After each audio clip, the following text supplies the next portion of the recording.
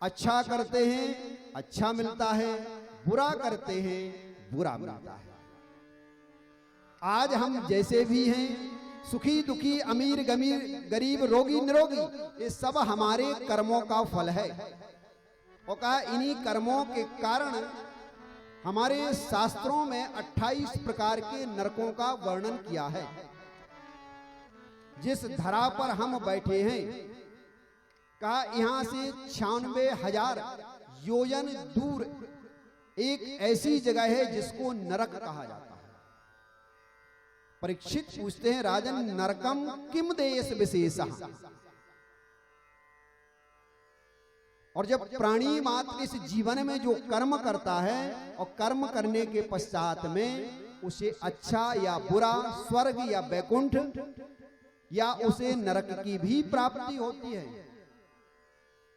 हम कर्म करते हुए जब शरीर ये पंच तत्व में विलीन हो जाता है, तो कहा पंच तत्व में विलीन होने के पश्चात में जो सूक्ष्म आत्मा होती है, वो क्या सूक्ष्म आत्मा तुरंत चली जाती है। कितनी दूरी उसे तय करना है? यहां से बोले यहां से 96,000 योजन किलोमीटर दूरी करना है। आप 96,000 को कन्वर्ट करोगे किलोमीटर में, तो समथिंग वो दूरी आएगी 38 से 40 लाख किलोमीटर की दूरी आएगी। इतनी यात्रा उस सूक्ष्म शरीर के लिए, उस सूक्ष्म जीवात्मा के लिए करना है। और जब शरीर छूटता है, का किसी के साथ में बुरा किया है तो आगे भी बुरा मिलेगा। किसी को शरीर को लाल बनाने के लिए काट के मार के खा जाते हो, जरा सा दर्द होता है उंगली में तो मैया री मैया कहकर चिल्ला जाते हो। और जब किसी जीव को मारा जाता होगा, वो काटा जाता होगा, तो क्या उसे दर्द नहीं होता होगा? उसे पीड़ा नहीं होती होगी?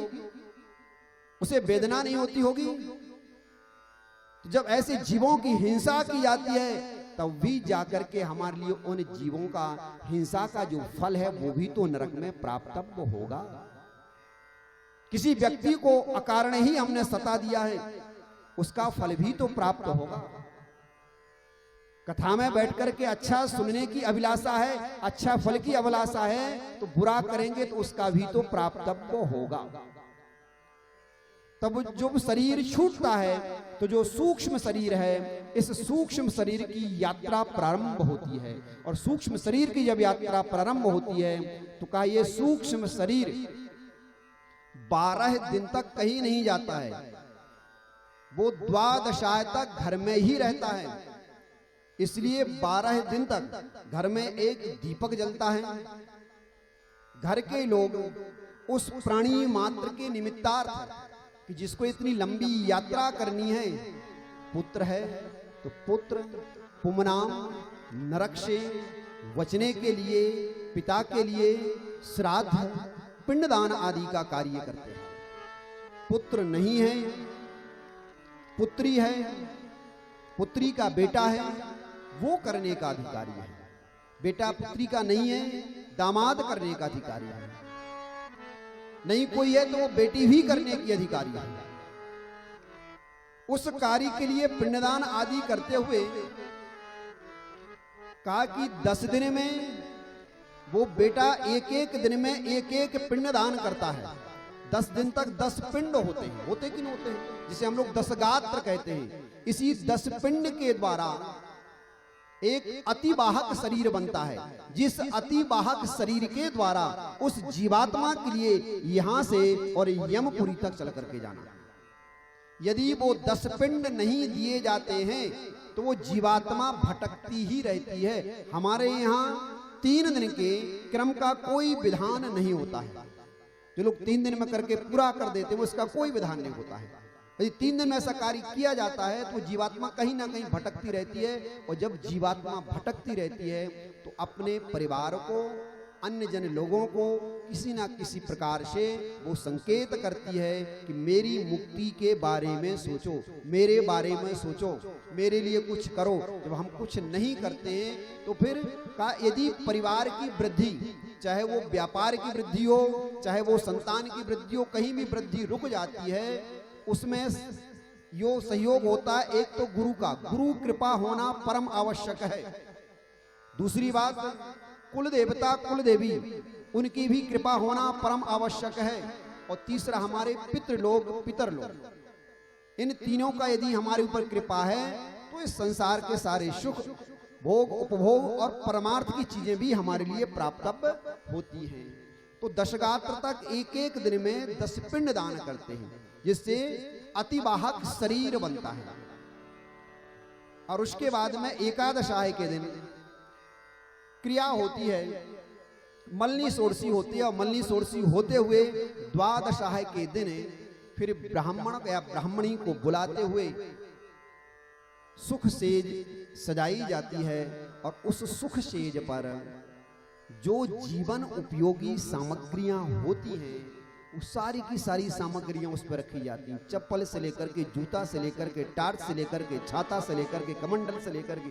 क्यों रख रहे हैं? बोले इस जीवात्मा को यहां से 96,000 किलोमीटर की दूरी तय करनी है, रास्ते में ना जाने किस चीज की आवश्यकता पड़ जाएगी, तो उस भाव से उस सुख सेज पर वो सारी चीजें वो रखी जाती हैं।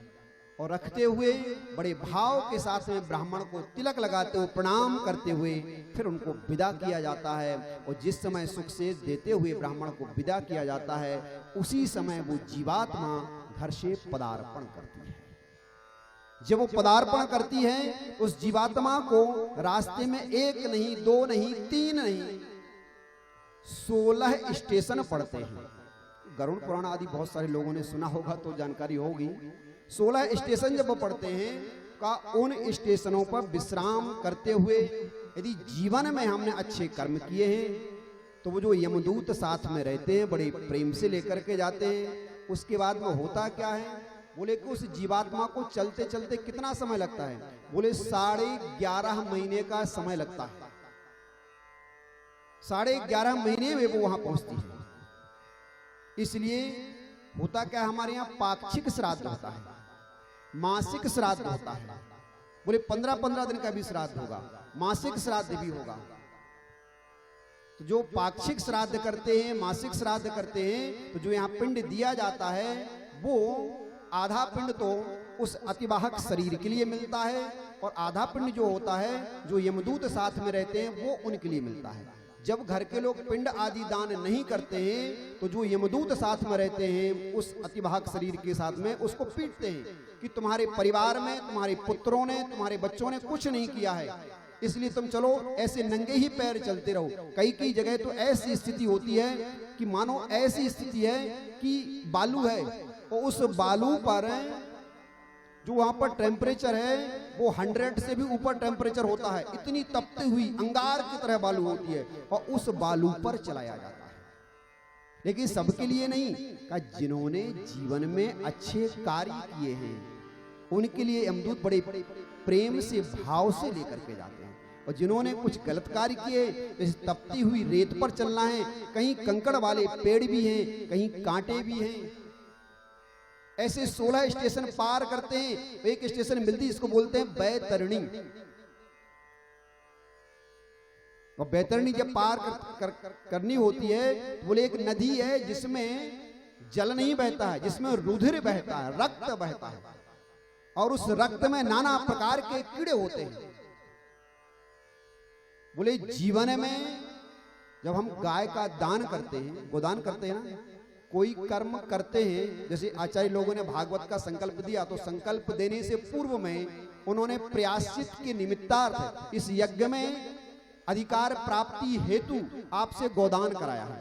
और जब कर्म को आप कर देंगे तो पुनः उस पूर्ण फल की प्राप्ति के हेतु पुनः एक गोदान का संकल्प किया जाएगा। तो जीते जी गौ का तो दान करना ही चाहिए, लेकिन कन्हैया कहते हैं यदि मेरे लिए पाना है गाय, गौ सेवा जीवन में जरूरी है। वो गाय जिसमें सभी देवी देवताओं का वास होता है, जिस घर में गाय की सेवा होती है का उस परिवार में कभी भी मंद बुद्धि के बालक जन्म नहीं ले सकते हैं। गौ सेवा नित्य तो हमारे शास्त्रों में विधान होता है, पहली रोटी निकले तो वो गाय को जाए, गौ ग्रास से निकले होता ना, पहली रोटी गाय को। बोले महाराज जी गाय दिखती नहीं है, कहां खोजने जाए, शहर में बैठे हैं। बोले गाय नहीं दिखती, कोई बात नहीं है, आप नित्य प्रति गौग्रास के निमित्त एक गोलक बना लो, उसमें 1 रुपया, 5 रुपया, 10 रुपया, 50 रुपया, जैसी आपकी स्थिति है उस स्थिति के अनुसार गौग्रास के निमित्तार्थ उसमें कुछ ना कुछ निकालते रहो।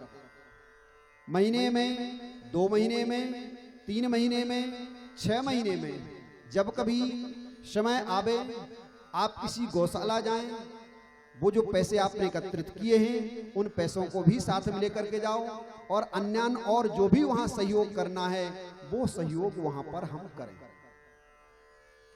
कन्हैया को पाना है तो गाय की सेवा जीवन में जरूरी है। स्वयं कन्हैया ने बछड़ों की भी सेवा की है, अपने हाथ से गायों की भी सेवा की है। ये तो गोपाल है, तभी ना तो गोपाल बना है। गौ सेवा जीवन में परम आवश्यक है, तो जीवन में गोदान भी करना चाहिए। जब गोदान करते हैं तो जो वो स्टेशन आया है जिसका नाम है बैतरणी, जीवन में गोदान किए तो वो गाय आपके सामने वहां उपस्थित हो जाएगी, कहेगी मेरी पूंछ पकड़ो और इस बैतरणी से मैं तुम्हें पार कराता। तो वो गाय उस बैतरणी से पार कराती है, और चलते चलते जो अतिवाहक शरीर है वो 11.5 महीने में यमपुरी के द्वार तक पहुंचता है। इसलिए हमारे यहाँ जो बरसोदी आदि का क्रम होता है वो 11.5 महीने का बरसोदी का क्रम होता है ना, कि 11.5 महीने तक बरसोदी कर दी जावे, क्योंकि उसके बाद करेंगे तब तो उसका पुण्य पाप का निर्णय हो ही जाएगा ना। और उसके बाद में फिर यमराज के पास में पहुंचते हैं। लंबा इसका क्रम है। जो जीवन में किया हुआ है, आपने अच्छे कर्म किए या बुरे कर्म किए, मानो ये उसी प्रकार का है जैसे कोई चिप है, वो जाकर के यमराज अपने वहाँ सिस्टम में लगाते हैं। तो आपने शुभ कर्म किए हैं तो ग्रीन सिग्नल हो जाएगा, और आपने पाप कर्म किए हैं तो रेड सिग्नल वहां पर हो जाएगा। पूछा जाएगा पहले किस फल को भोगना है, सुख को भोगोगे कि पाप को भोगोगे। जो आप कहोगे उसके अनुसार आपको वहां पर डाल दिया जाएगा। अच्छे किए स्वर्ग की प्राप्ति होगी, बुरे किए हैं तो नरक की प्राप्ति होगी। राजर्षि परीक्षित ने जब नरकों का वर्णन सुना है तो राजर्षि परीक्षित के शरीर के एक एक रोंगटे खड़े हो गए।